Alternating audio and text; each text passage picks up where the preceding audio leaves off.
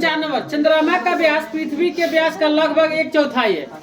चंद्रमा का जो व्यास है पृथ्वी के व्यास का लगभग कितना चौथाई है? 1/4। चंद्रमा का आयतन और पृथ्वी के आयतन की कौन सी भिन्न है? ठीक है, चंद्रमा का आयतन और पृथ्वी के आयतन कौन सी भिन्न है, मतलब इसका निकाल देंगे हम, अनुपात निकाल देंगे, मतलब भिन्न वही। ठीक है, तो अब बताइए चंद्रमा का व्यास पृथ्वी के व्यास का लगभग क्या है? 1/4। तो चंद्रमा का जो व्यास है पृथ्वी के व्यास से लगभग 1/4 है। मतलब पृथ्वी का अगर कहे कि पृथ्वी का अगर 8 है तो चंद्रमा कितना होगा? 16। बट 1/4 मतलब 8 बटा क्या हो जाएगा? 4। 2 हो जाएगा, मतलब चौथा 1/4। बात समझ में आ रहा है? तो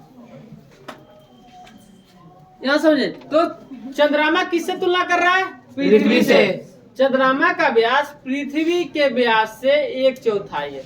ठीक, मतलब 1/4। बात समझे? तो पहले हमें किसका व्यास पता करना होगा? पृथ्वी का, तब ना चंद्रमा का निकलेगा, क्योंकि चंद्रमा का व्यास जो है पृथ्वी के व्यास से 1/4 है। तो पृथ्वी के व्यास से 1/4 है, तो पृथ्वी का व्यास हमें क्या करना पड़ेगा? ज्ञात करना पड़ेगा। तो बताइए पृथ्वी का व्यास दिया है? नहीं, तो हम पृथ्वी का व्यास मानेंगे, माना कि ठीक है, पृथ्वी का व्यास कितना होगा जी? x मान के चलते, पृथ्वी का व्यास का x। तो चंद्रमा का व्यास क्या हो जाएगा? x/2। 1/4 है, मतलब x/4। बात समझ में आ रहा? चंद्रमा का व्यास है पृथ्वी के व्यास से 1/4, तो पृथ्वी के व्यास x माना है, तो 1/4 है चंद्रमा का, तो x बटा क्या हो जाएगा? 4। बात समझे? आगे पृथ्वी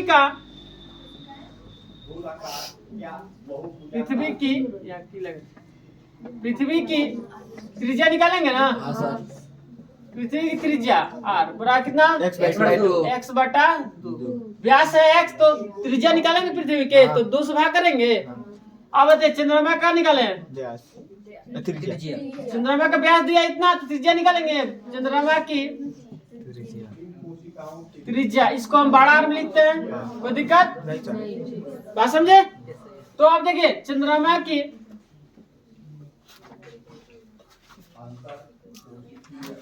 लिख लेना, चंद्रमा की त्रिज्या। अब बताइए व्यास कितना है? x/4 है, तो बताइए इसका आधा करेंगे ना, तो 2 से भाग करेंगे।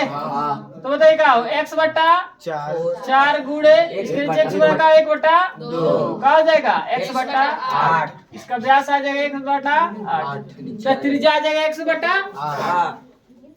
आया समझ में? चले, तो अब क्या निकालना है? भिन्न। क्या निकालना है? भिन्न निकालना है ना। भिन्न मतलब क्या? कोई अंश और हर के रूप में हो, अंश और हर के रूप में। तो बताइए भिन्न निकालेंगे तो क्या लिखेंगे? चंद्रमा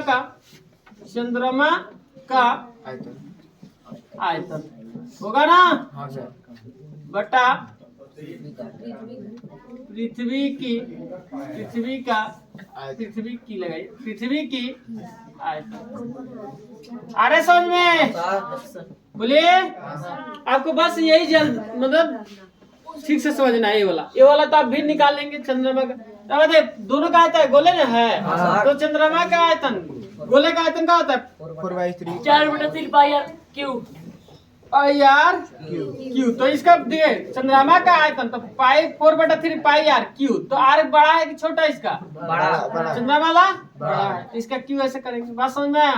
किसको दिक्कत? 4 बटा क्या होगा? 3 πr/क्यू। इसका छोटा होगा ना? क्योंकि पृथ्वी की त्रिज्या क्या है? छोटा r है। अब ये दोनों खत्म होगा, ये दोनों खत्म, तो बच गया आपका क्या? बड़ा r/क्यू आई, छोटा r/क्यू। कोई दिक्कत? बड़ा r कितना है? x/8 है ना? इसका क्यू करेंगे, बोलिए, बटा छोटा r x/2। इसका भी क्यू करेंगे, बोलिए। इधर बना दे।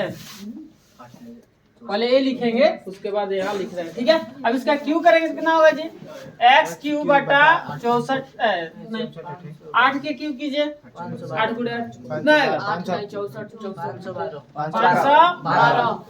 सही है। चलिए इसका क्यू होगा तो एक्स क्यू बटा 8 होगा।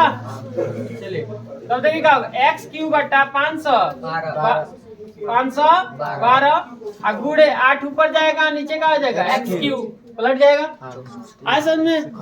अब देखिए इससे ही खत्म, अब बताइए इससे ही खत्म कितना मतलब 64 तो क्या बचेगा 1/64। यही आपका कहा गया भिन्न, इसको अनुपात में लिखेंगे तो 1/64। देखिएगा ये आंसर दिया है 1/64। तो ये भिन्न में आ गया ऐसे, बात समझे। अनुपात में भी आप लिख सकते हैं, कोई दिक्कत नहीं, आप ऐसे भी लिख सकते हैं। आपका भिन्न आ गया इतना, कोई दिक्कत नहीं सर। चलिए आए आंसर।